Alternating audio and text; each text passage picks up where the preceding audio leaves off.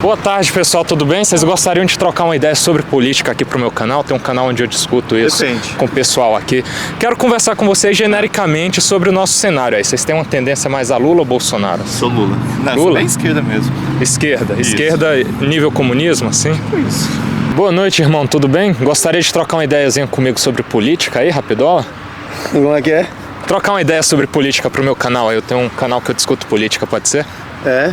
A pauta da política toda? Assim, eu queria saber primeiro se você é Lula ou Bolsonaro. Tem uma tendência mais a um ou outro pra gente conversar sobre os dois aí que eu acho que acabam sendo não saudáveis pra nossa democracia e acho que são péssimos candidatos. E agora, um presidente e um ex, né? Rapaz, eu acho que assim, o Brasil tem que olhar para frente, né? E colocar acima de tudo o bem-estar social, o bem-estar do povo. Independente de quem esteja no poder, acredito que nós temos que olhar e buscar políticos que têm esse comprometimento, esse espírito público voltado para o bem-estar social mesmo, da sociedade como geral. Sim, também acho. Só que você acha que Lula ou Bolsonaro tem esse espírito, assim? Olha, um já foi, outro chegou agora, né? O que chegou agora já foi duas vezes também. Tem isso. Então, assim, é como eu falei no início, eu não tenho aquele político de estimação, né? Isso é bom. Eu não tenho político de estimação, mas eu acredito, assim, que a gente tem que olhar o histórico, os números e o que está posto para a sociedade. Eu acho que a sociedade tem que ter essa consciência política e esse senso crítico. Então, assim, é esse o recado que eu deixo aqui e a minha opinião, minha exposição, e parabenizo aí, que eu acho que é importante ouvir aí a sociedade como um todo. É importante, eu te agradeço pelo papo, eu não vou forçar a barra com você, é claro, mas assim, tipo, me pareceu que você tem uma tendência mais a Lula, assim, só que não tá querendo falar muito, porque ele tem um histórico que você falou sobre números mesmo, que tem alguns números positivos, pelo histórico mesmo que a gente tinha das commodities e tal, mas tem números negativos assim também que são bem inesquecíveis, né, tipo mensalão, petrolão, escândalos de corrupção. Na verdade, assim, eu não tenho essa inclinação por Lula, né? É como eu disse, sou bem... Você é mais neutro, assim, você se considera? Exatamente, eu acredito que, assim, nós tivemos um presidente que fez que teve bons números, né? Que teve o enxugamento da máquina pública e várias o Bolsonaro. questões. E aí, então eu te li errado, você tem mais uma tendência para ele, assim, então. Como eu disse, um foi e outro chegou. Eu acredito que hoje colocar acima o interesse público hoje, eu acho que é o objetivo dos políticos. Eu acho que é o momento de virar a chave e a gente poder aí concentrar forças para o melhor para o Brasil. Não, eu concordo contigo, assim, mas dentro dessa ideia, então, você parece ser um cara mais tendente à direita, assim. Eu sou de direita, por exemplo. Sim, para a direita. Só que eu acho que o Bolsonaro, assim, o que me decepcionou, que eu acho que foi o sentimento que moveu muito de nós ali em 2018 esse cara aí vai vir para combater o sistema, assim, vamos dar uma oportunidade, por mais que ele tenha tido 28 anos difíceis aí como deputado federal, né? Mas eu acho que pequenas medidas que ele foi tomando ali foram se tornando grandes, assim, em termos desastrosos para o combate ao sistema, me fizeram, assim, a desacreditar nele. Tipo, indicar o Augusto Aras para a PGR, que desarticulou toda a Lava Jato, que era importante para combater corrupção, sancionar a limitação à delação premiada, que ajudou a pegar os corruptos do PT, depois para culminar, assim, se juntar com o Centrão, o tipo de coisa, assim, que pegou mal, né? E seria bom, pelo menos a gente que é de direita, assim, superar Bolsonaro e investir em alguma coisa diferente, né? Sim, é direita mesmo, né? É, direita. Não, eu acredito, assim, os valores, os princípios, o modelo de gestão, né, adotado pelo Bolsonaro, eu coaduno com esse modelo, com aquilo, com os valores de direita. Então, mas você não acha que ele fez uma traição a praticamente tudo aquilo que a direita acreditava? Cara, combater o sistema, principalmente corrupção. Teve muitos equívocos, né? Acredito eu que houve equívocos, né? Teve coisas boas, mas você tá pegando leve com ele, né? Muitos o equívocos, orçamento secreto não é só um equívoco, é grave. Mas né? teve muitos equívocos aí que eu acredito que poderiam aí ter minimizado aí algumas coisas que levaram aí situações bem desastrosas.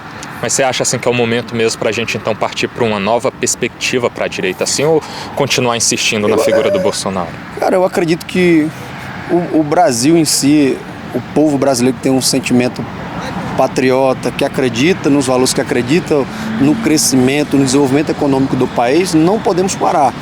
Como prevê a Constituição, todo o poder emana do povo. Então o povo que vai fazer esse movimento e vai aparecer de fato aí um líder, alguém que tenha essa figura aí. O povo vai saber definir aí pela vontade popular e vamos ter um Brasil aí crescendo certamente. É que uma oposição tem que ser feita assim dentro da institucionalidade, né? Por exemplo, as coisas que o Bolsonaro alimentou também, assim, tipo, isso te incomodava na época? Vamos acabar com o STF, destituir os ministros e tal. Ele acabou insuflando esse sentimento de golpe, de estado de sítio também. Como que você se posiciona em relação a isso? Eu acho que foi um erro que ele teve também. Eu acredito assim, o povo sempre espera uma fala, né? Sempre espera um alento, né? Naturalmente aí que, deixando claro que eu não sou favorável, sou totalmente contra o episódio que aconteceu do 8 de janeiro. 8 de janeiro. Também decisões pós isso também totalmente... Sim, o Xandão tá pegando para além da conta, né? Então tudo isso traz muita confusão ao brasileiro, ao povo brasileiro. Eu acredito que o Brasil é hora de pacificar e a gente de fato ter esse sentimento estadista, republicano, e o Brasil voltar aí ser um país, uma grande potência e que um povo que não desiste nunca. Beleza? Beleza, muito obrigado pelo papo. Valeu. Aí, cara. Tamo junto, Abração, viu? Valeu sucesso, demais. Até mais. Se quiser assistir lá depois, o Wilker Leão, canal no YouTube. O Wilker Leão. Wilker Leão. Isso. Boa tarde, pessoal, tudo bem? Vocês gostariam de trocar uma ideia sobre política aqui pro meu canal? Tem um canal onde eu discuto isso com o pessoal aqui. Quero conversar com vocês genericamente sobre o nosso cenário aí. Vocês têm uma tendência mais a Lula ou Bolsonaro? Sou Lula. Não, Lula? Sou bem esquerda mesmo. Esquerda? Isso. Esquerda nível comunismo, assim? Isso. É, cara? Eu sou da equipe que eu tenho que trabalhar. Então, beleza. Você me desculpa. Não, tranquilo. Tá, viu? Não, beleza. Licença. Obrigado, viu? Pessoal, começamos aí com o pé esquerdo. Literalmente. Oi, irmãozão, tudo bem? Você gostaria de trocar uma ideiazinha sobre política comigo aqui pro meu canal? Tem um canal em que eu discuto isso aí. Se Te agradeço. Eu sou um pouco tímido. Tá? Então beleza. Obrigado, valeu. Hoje está difícil. Tudo bem? São brasileiros ou não? Não entendem? Sorry, não, porque... Ah, valeu. Oi, irmãozão, tudo bem? Você gostaria de trocar uma ideiazinha sobre política comigo aqui pro meu canal, Rapidola? Não? Valeu, então. Estamos aqui com o nosso camarada para conversar mais um pouco sobre política aqui. Ele conhece meu trabalho já, né? E tem uma tendência mais a Lula, pelo que você me falou, né? Então tem umas perguntinhas assim, de algumas questões que eu acho que não estão indo no sentido assim de mais interesse popular, como ele prometeu, né? Ele disse que vai incluir o pobre no orçamento, mas junto à base dele, no final do ano passado, em 2022 aqui do PT no Congresso, eles votaram pelo aumento dos salários dos políticos, de 33 mil para 46 mil. Você acha que dá para incluir o pobre você usando o orçamento dessa maneira, assim, cara, para aumentar o salário da elite já? Sem dúvida, o aumento do salário dos políticos, né? A gente não tem como passar o pano nisso daí. Isso aí, de fato, eu particularmente sou petista de carteirinha e tudo, mas eu acho que acaba que nós devemos ter outras prioridades, né? Principalmente com um país desgraçado como estava depois desse governo do Bolsonaro, né? E acredito que de fato isso daí também tem a ver com garantir também o apoio, né, dos outros parlamentares de centro e tudo. Mas esse é o problema da nossa política institucional, que cria algo como centrão aqui dentro, né? Exatamente. Hoje o grande problema daí do Congresso Nacional se torna o centrão, né? Qualquer governo acaba ficando refém do centrão. Sim. Qualquer governo acaba ficando refém do centrão. Se você adotar essas políticas dessa forma, como vou aumentar o salário de vocês aqui para vocês votarem a favor dos projetos que eu vou mandar aí. Aí, meu amigo, fica difícil. É assim que começa a corrupção, né? Começa com aumento institucional e legal, por mais que seja imoral, de salário, né? E depois dá em mensalão, em orçamento secreto, em dinheiro no bolso deles. Esse é o perigo, né? Isso é um grande perigo.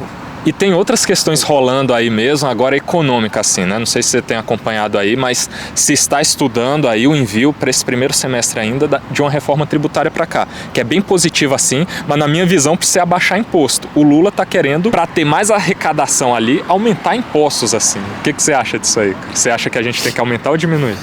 Bom, eu acho que depende muito de qual imposto e aonde, né? Em qual imposto e aonde. Eu acredito que o Lula e a equipe econômica dele tem buscado, e eu tenho confiança que vai se conseguir, né, daqui para o final do mandato, um equilíbrio na questão fiscal e na questão social também, né? Acho que Lula conseguiu fazer isso já nos seus 2 mandatos anteriores, conseguiu colocar o pobre no orçamento, né, de fato. E aí eu acho que a gente Mas você não acha tem que foi de uma conseguir, forma mas eu acho que a maquiada, gente assim? precisa ir mais além. Era o que eu ia dizer, eu acho que a gente precisa ir mais além. Eu acho que a gente precisa avançar em políticas realmente transformadoras, né, do ponto de vista da gente realmente ascender de classe, da gente realmente conseguir garantir uma autonomia das pessoas, uma autonomia, por exemplo, das comunidades, dos grupos organizados, para não ficar só dependente da política de governo, né? Mas criar políticas de Estado que realmente efetivem a saída, né, da grande massa da linha da pobreza, né? Eu acho que a gente conseguiu isso, sim, nos outros mandatos do Lula, só que eu acho que faltou um avanço maior, eu acho que faltou concretizar de fato, enraizar de fato isso, né? Porque você viu que nesses 4 anos conseguiram, né, novamente botar 33 milhões de brasileiros, por exemplo, na linha da fome, né?